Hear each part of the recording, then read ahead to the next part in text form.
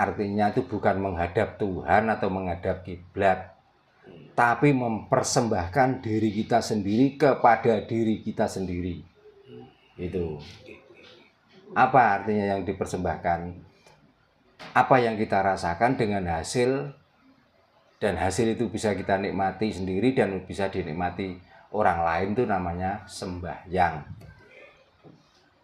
Jadi tidak harus menghadap Tuhan atau menghadap kiblat, karena Tuhan tidak ada tempatnya, datan kena kino ngoyo ngopo, apalagi kiblat.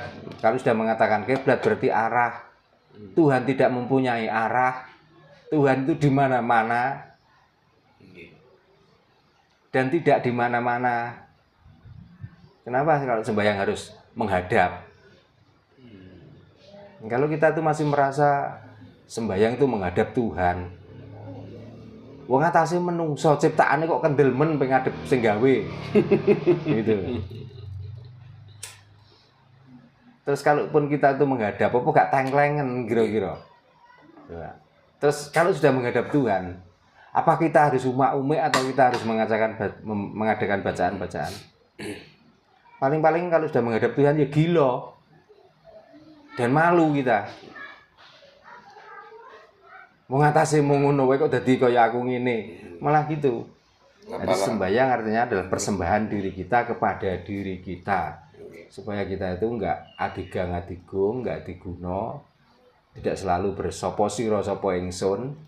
Supaya kita itu paham bahwa sebenarnya dari sinilah asalnya saya, dari sini akan mengeluarkan yang namanya ini menjijikkan. Jadi kita itu sebenarnya menjijikkan. Itulah fungsi dari sembahyang. Maka kalau sudah tahu itu, kalaupun kita dianggap pintar tidak akan kemintar. Kalaupun kita itu berbentuk tampan, lamun toh bagus ora gemagus, lamun ayu ora kemayu, lamun sugih yo ora semugih. Itu makna atau inti sembahyang. Ini ada lagi Pak dari Pak Poniran Ahmad saking Cilacap Pak ini Pak. Pak Jarno, saya mau nanya Pak Jarno. Saya kan sudah mulai belajar tentang kapitayan, dan agar saya lebih tahu dan mengenal soal kapitayan, apakah saya harus melakukan semedi dengan hembusan nafas hu Allah? Mohon wedarane Pak Jarno, rahayu. Nah, semedi dengan mengatur pernapasan hu Allah, kalau kita itu nggak tahu apa makna dari hu Allah dan keluar masuknya napas ini sebenarnya menghidupi tentang apa, ya nanti ya dapatnya cuman saya sudah melaksanakan semedi sekian bulan, atau kita sudah melakukan semedi sekian hari. Karena semedi itu nggak pakai bulan-bulan, nggak pakai jam-jaman, 1 detik pun. Kalau kita itu paham, ya semuanya hidup ini sudah paham semua. Jadi tidak perlu harus berlama-lama, tidak perlu harus istilahnya berhari-hari, enggak. Jadi di saat kita sudah menemukan kesejahteraan diri atau diri sejati, karena diri sejati adalah Gusti. Kalau kita sudah menemukan Gusti yang sejati, itu tidak butuh waktu dan tidak butuh tempat, di mana saja bisa. Itu. Nah, metode untuk pencarian itulah yang membutuhkan waktu. Kalau tiba-tiba melaksanakan, apalagi di YouTube. Karena di YouTube itu sifatnya wacana, bukan ilmunya yang sebenarnya. Ya kalau sudah ada sumber yang menyatakan itu, ya paling tidaklah datangi, minta petunjuk. Setelah itu, supaya gini loh, setiap apa yang kita kerjakan, kita itu mendapatkan, dalam arti mendapatkan itu pencerahan dalam diri kita sendiri. Jadi guru itu bukan, kalau dibilang pembimbing, oke, memang pembimbing, tapi bukan guru yang menentukan orang itu berhasil dan tidak. Berhasil dan tidak ya kita sendiri. Gitu. Jadi intinya kalau kita pengen belajar kapitayan itu harus dimulai dari hal apa Pak? Ya kita mengenali diri kita sendiri. Kan sudah sering kali kita bisa melihat itu kan karena dayanya mata. Nah maka kita bersyukurlah pada mata. Iya. Paling tidak mumpung mata kita itu nggak sakit, mumpung mata kita itu nggak katarak dan lain sebagainya. Kita bernapas bisa mencium bau yang busuk, bau yang harum itu karena dayanya hidung. Maka kita menjaga bagaimana supaya hidung ini nggak sakit, supaya hidung ini nggak terganggu dengan penciuman. Telinga pun begitu, mulut pun begitu. Terus lubang yang dua yang di belakang itu supaya kita nggak ambeien, supaya kita nggak kena prostat. Bagaimana cara kita menjaga? Nah itu semua sakit dan sehatnya babakan Nowo Songo kita itu tergantung pada perut kita. Maka kita tuh harus berhati-hati cara mengisi perut gitu loh. Cara berhati-hati itu jangan melihat bendanya yang kita makan, tapi asal dari yang kita makan itu loh. Paham nggih? Nasi itu halal. Tapi kalau uang yang dibuat beli nasi itu uang nyatok sana nyatok sini. Ini kalau sudah menjadi dimakan menjadi darah, akan menjadi darah sengkolo. Makanya saya sering ngomong, orang yang diruat itu sebenarnya bukan karena anak satu atau dua atau tiga. Karena itu tanda-tanda orang yang kena sengkolo dan Sukerto. Ya termasuk kita ini wajib diruat. Karena di darah kita itu banyak Bathara Kalane. Kadang-kadang kita itu nggak melihat ini sumbernya dari mana. Yang penting nggak ada orang yang tahu, kita bawa, lalu kita memakai ilmu bal kedual itu, ya nggak peduli kerakal atau ungkal atau singkal, yang penting kontal ya dianggap halal.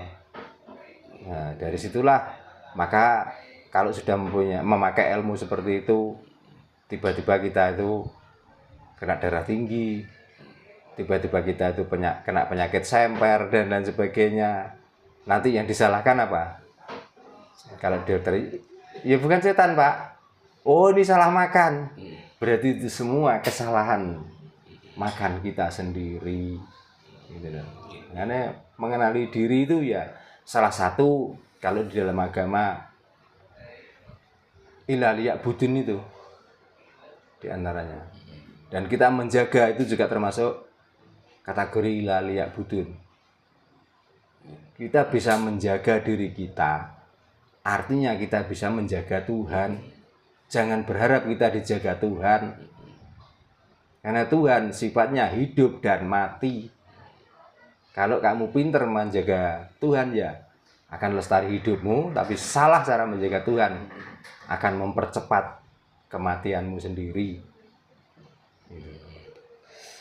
Ini Pak terkait dengan karma Pak, kan ini sudah sering disinggung Pak Darno gitu, bahwa karma itu bisa putus jika kita sudah melakukan dharma gitu. Saya ingat apa yang sering diucapkan Pak Darno terhadap Pak Bayan, untuk melakukan agar hidupnya Pak Bayan ini nanti ke depan bisa lebih mulia dan sempurna seperti itu gitu. Pak Bayan harus melakukan dharma seperti yang Pak Darno sampaikan. Nah, ciri-ciri anak yang bertugas untuk melakukan dharma agar karma bisa terputus kayak apa Pak? Kan setiap manusia, apa itu? Setiap manusia itu kan ada kitab di tangannya masing-masing. Itu sudah tertulis yang namanya takdir. Ya. Maka untuk melihat orang ini harus melakukan dharma atau orang ini sudah atau orang ini masih melakukan karma, itu sudah tertulis di tangan kiri. Ini loh, garis ini loh. Inilah tulisan manusia. Dengan takdirnya sendiri, dengan karmanya sendiri, dengan dharmanya sendiri. Makanya bagaimanapun kalau garis tengah ini sudah putus atau ada bengkok, berarti dia masih melakukan karma buruk yang diterima dari dharma masa lalu. Gitu Pak ya. Ya bukan karena garis saya lurus, tapi kalau sudah lurus ya ini dharma atau karma yang harus saya lakukan sampai saat ini. Makanya saya nggak berani menentang. Maka nyawa sekalipun, kalau saya harus diubah dengan keyakinan saya nggak berani karena dharma saya harus begini. Oh gitu ya Pak ya. Gitu. Nah ini bisa dirubah karma ini, yaitu tadi maka lakukanlah termasuk ruatan. Nah, apakah ada buktinya? Sudah banyak sekali orang yang garisnya ini murat marit, walaupun ini sudah ketentuan, tapi setelah diruat kenapa kok bisa agak sedikit lurus?